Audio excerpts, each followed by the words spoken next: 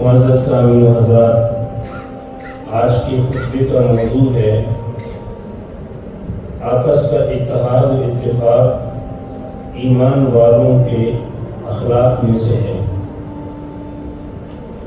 اتحاد و اتفاق معاشرتی زندگی میں انتہائی اہمیت رکھتا ہے۔ اتحاد، اتفاق، بات چیت، باہمی سمجھ بوجھ اور مختلف نقطۂ نظر کا احترام کرنے سے حاصل ہوتا ہے۔ نبی کریم صلی اللہ علیہ وسلم کے زمانے میں اتفاق اور اتحاد نے نئے اسلامی معاشرے کی تشکیل بہت احسن طریقے کے ساتھ کی۔ معاشری اور سماجی ہم آہنگی کو مضبوط کرنے اور آپس کے تنازعات اور جھگڑے کے حل میں آپس کے اتحاد کا بہت ہی اہم کردار ہے۔ آپس کے اتحاد اور معاشرتی زندگی کے مختلف پہلو، یہاں تک کہ بین الاقوامی تعلقات میں بھی ایک بہت بڑا رول ادا کیا۔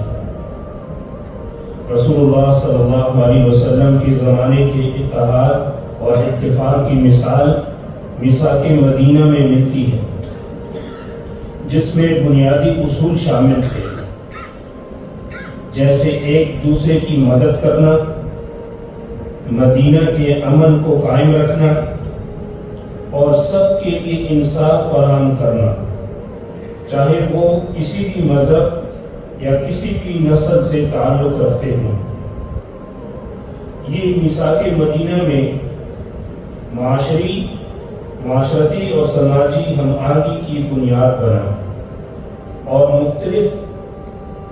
مختلف معاشرے کی قوموں کو یکجا کرنے کا ذریعہ ثابت ہوا۔ معزز سامعین و حضرات، خاندانی زندگی میں آپس کے اتحاد اور اتفاق کی ضرورت اس وقت پڑتی ہے جب گھر کے کاموں کی ذمہ داریوں کو تقسیم کیا جاتا ہے۔ اولاد یہ نہ سمجھے کہ والدین ہی گھر کے سارے کام کریں گے، جیسے کہ کھانا پکانا، کپڑے دھونے، صفائی کرنا وغیرہ۔ اولاد کو اپنے والدین پر ترس کھانا چاہیے، جو دن رات محنت کرتے ہیں، جبکہ حال یہ ہے کہ آج کی اولاد صرف موبائل پر کھیلنے میں مصروف رہتی ہے۔ ہم آپس کے اتحاد کو اپنی دیہات کی، محلے کی زندگی میں ایسے پیدا کر سکتے ہیں جیسے کہ مل کر صفائی کرنا، مساجد اور مدارس کی کمیونٹی ہال اور قبرستان کے کاموں میں اجتماعی حصہ لینا۔ یہ نہ صرف سماجی تعلقات کو مضبوط کرتا ہے بلکہ ہمارے علاقے کو بیماریوں سے بھی محفوظ رکھتا ہے۔ اگر کوئی پڑوسی بیمار ہو یا مشکل میں ہو، یا ہمارے گاؤں یا محلے والے کسی پریشانی میں ہوں، تو ان کی مدد مالی طور پر اور کھانے کے اعتبار سے کی جا سکتی ہے تاکہ ان کا بوجھ ہلکا ہو سکے۔ ایسے مواقع پر محلے کی بنائی گئی کمیٹیاں اور مساجد میں بنائی گئی کمیٹیاں آپس کے اتحاد اور اتفاق کو فروغ دینے میں اہم کردار ادا کر سکتی ہیں۔ اگر کمیونٹی کے اندر کوئی جھگڑا یا تنازع ہو تو منتخب رہنما کو غیر جانبداری کے ساتھ مسئلہ حل کرنا چاہیے۔ اختلاف کرنے والے افراد کو بھی کشادہ دلی کا مظاہرہ کرنا چاہیے۔ اگر ہم کوئی اپنی برتری ظاہر کرنے پر اصرار کریں اور غرور کریں تو اتفاق اور اتحاد کا کوئی بھی طریقہ کامیاب نہیں ہوگا۔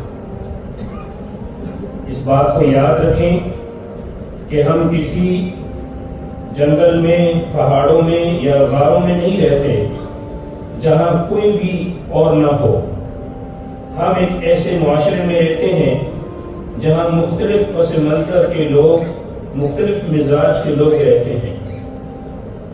جیسے کہ خطبے کے آغاز میں آیت کریمہ تلاوت کی گئی، جس کا مفہوم یہ ہے کہ اللہ اور اس کے رسول کی اطاعت کرو اور آپس میں جھگڑے مت کرو، ورنہ تم کمزور پڑ جاؤ گے اور تمہاری قوت ختم ہو جائے گی، اور صبر کرو کہ بے شک اللہ تعالی صبر کرنے والوں کے ساتھ ہے۔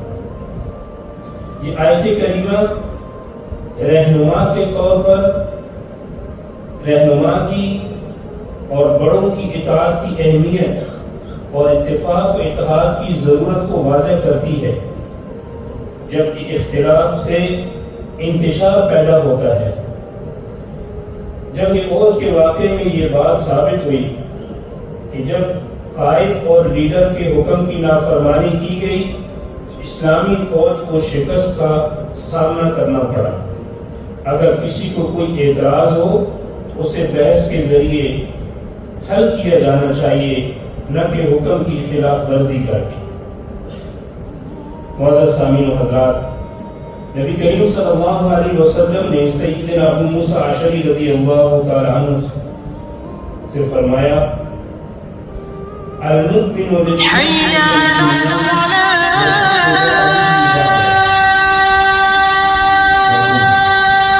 ایک مومن کا دوسرے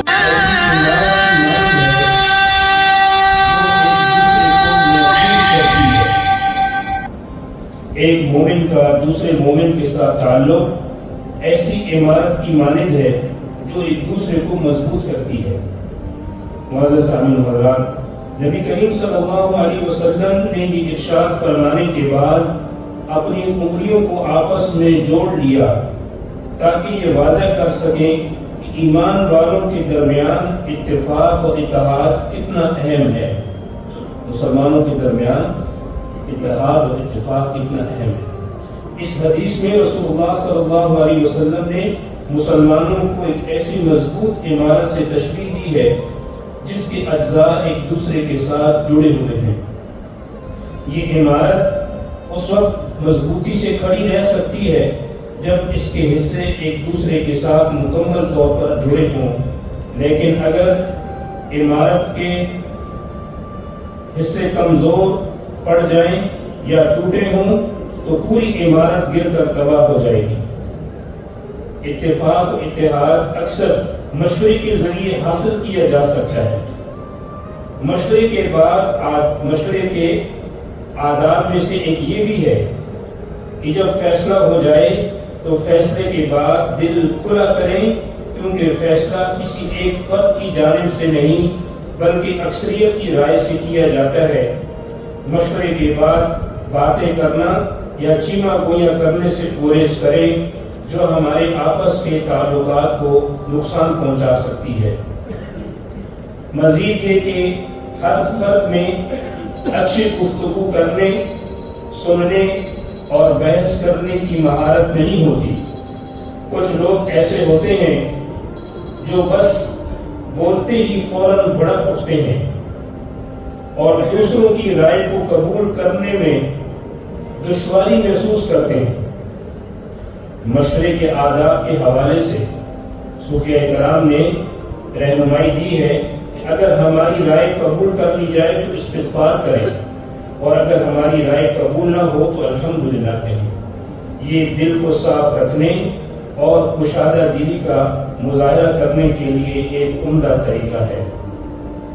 ان مسائل اور چیلنجز سے نمٹنے کے لیے ہمیں درج ذیل اقدامات کرنے چاہیے۔ نمبر 1، آئیے اپنے آپ کو یہ سکھائیں کہ اختلاف رائے کو قبول کریں اور اس کا احترام کریں۔